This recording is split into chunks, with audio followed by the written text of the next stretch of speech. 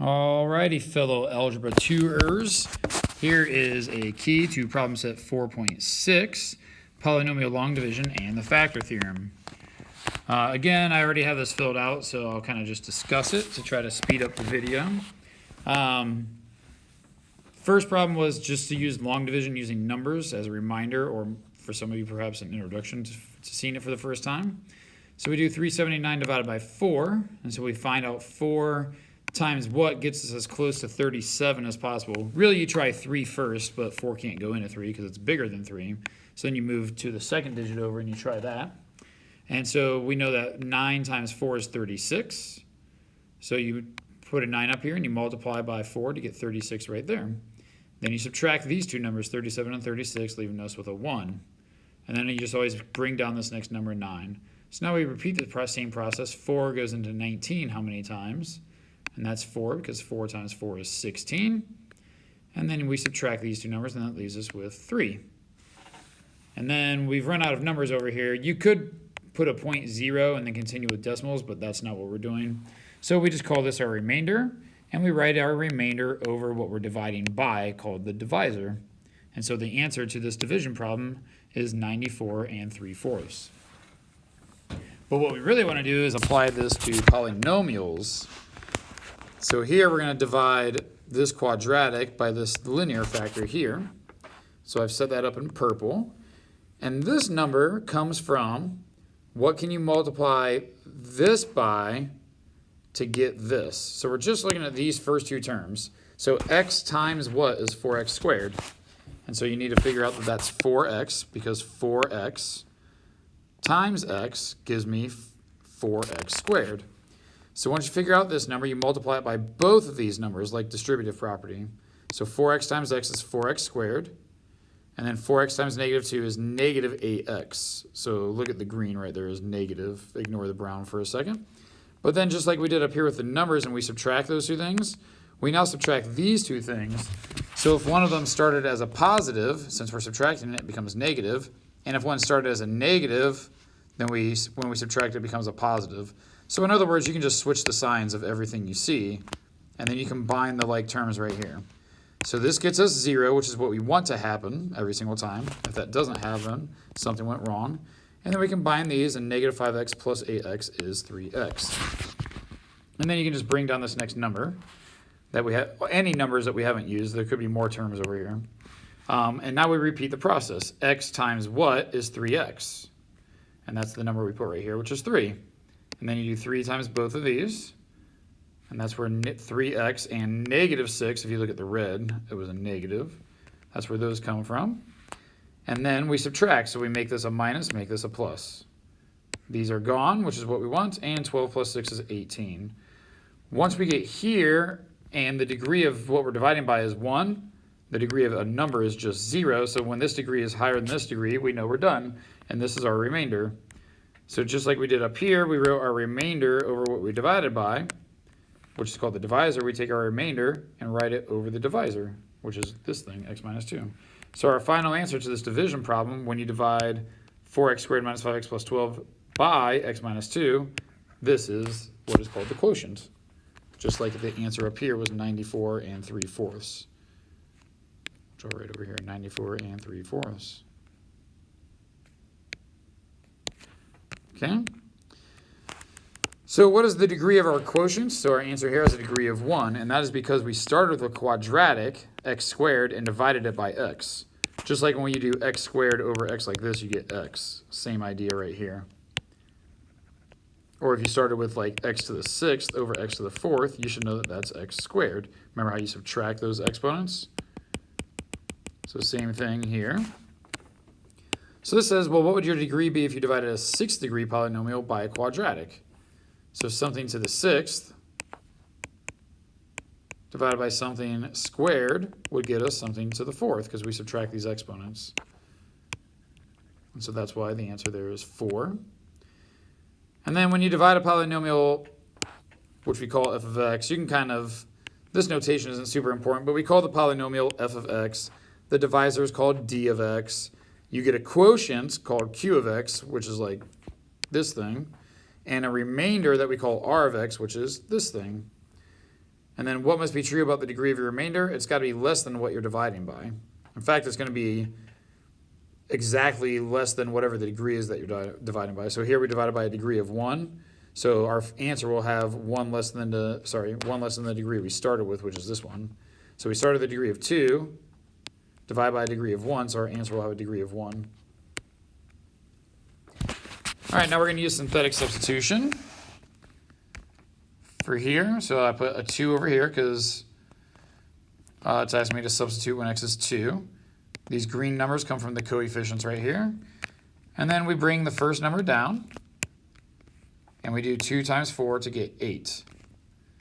Then you add these, and you get 3. Then you do 2 times 3 to get 6.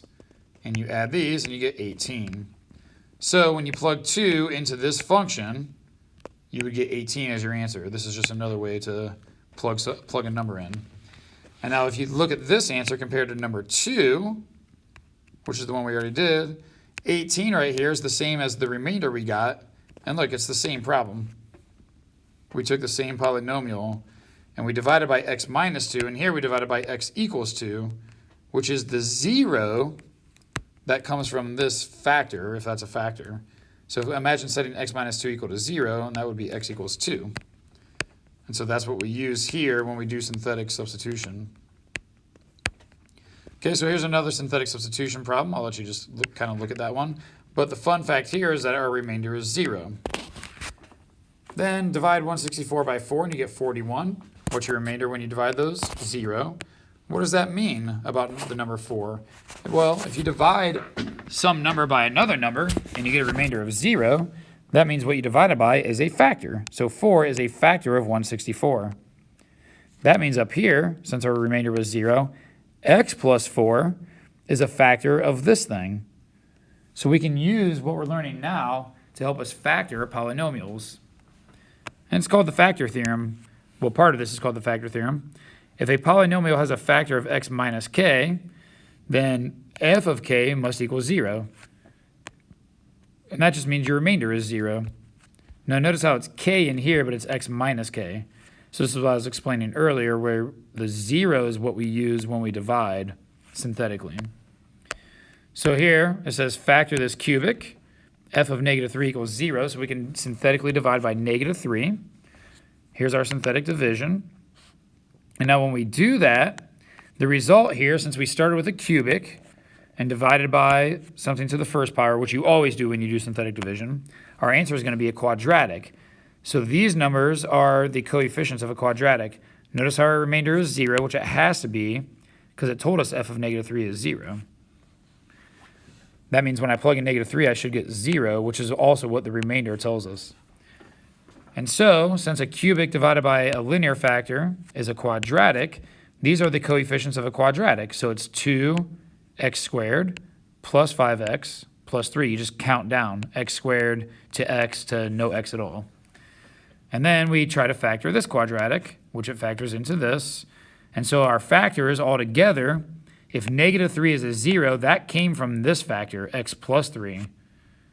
Because we would get negative 3 from this factor if we set it equal to 0. So that's one of our factors, and our other two factors are these two, which I just rewrote right here. Okay, number 9, 1, 0 of f of x is negative 14. We're going to find the other zeros by factoring. So again, here's my synthetic substitution. I got a remainder of 0. I started with a cubic divided by a linear factor, which again, this is always a linear thing. So my cubic is now a quadratic. These are the coefficients of the quadratic. So it's 1x squared minus 3x minus 108. That means this times x plus 14, which is the factor that this 0 comes from, is equal to this. So we've started factoring it. So now if we just factor this, which factors like that, we can find the other two zeros by setting each of these equal to 0 separately, and you get 12 from this one and negative 9 from that one. Okay, here's another polynomial long division problem just for some extra practice. So I've set it up in purple, and now I have to do what times x squared gets me x to the 4th, and that'll be x squared.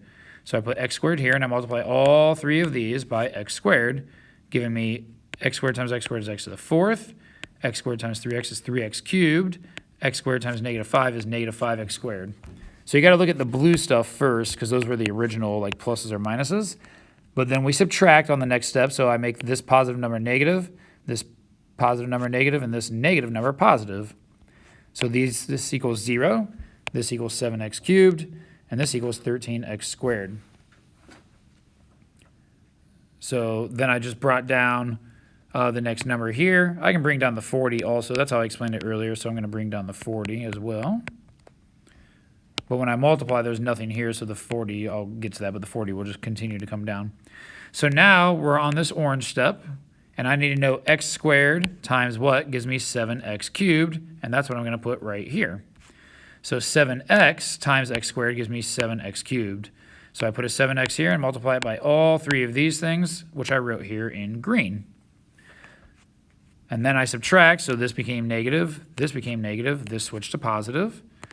I combine like terms, I get 0 there, which I always should. This is negative 8x squared minus 24x, and I can just bring the 40 down because there's nothing here to add it to. And then we repeat the process now on the red step.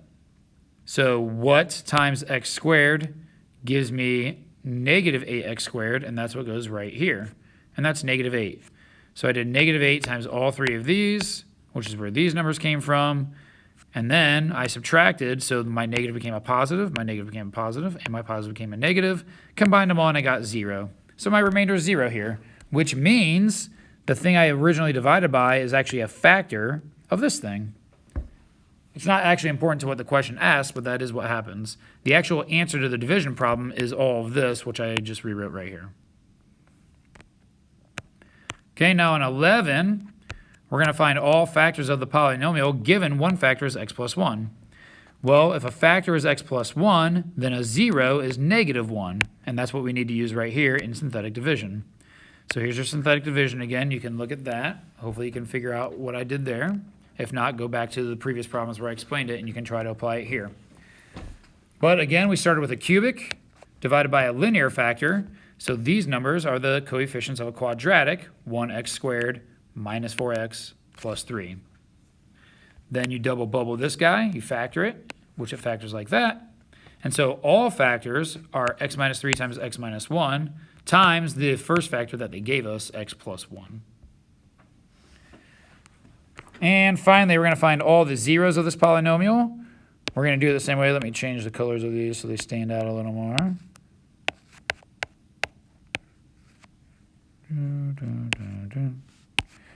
All right, so here's my setup for synthetic division. X equals negative 2 is a 0, so negative 2 is the number I use right here. You always use the 0 when you do synthetic division. So here's my synthetic division again. Remainder is 0, which is good because it needs to be since negative 2 is a 0. Means my remainder should be 0. These are the coefficients of a quadratic now. 1x squared minus 11x plus 30. That double bubbles like this. And so all of our zeros are 5 from this factor, 6 from this factor, and don't forget the 0 that was given because it still is a 0. It's negative 2. And there you have it. Keep watching this video and you'll become an expert.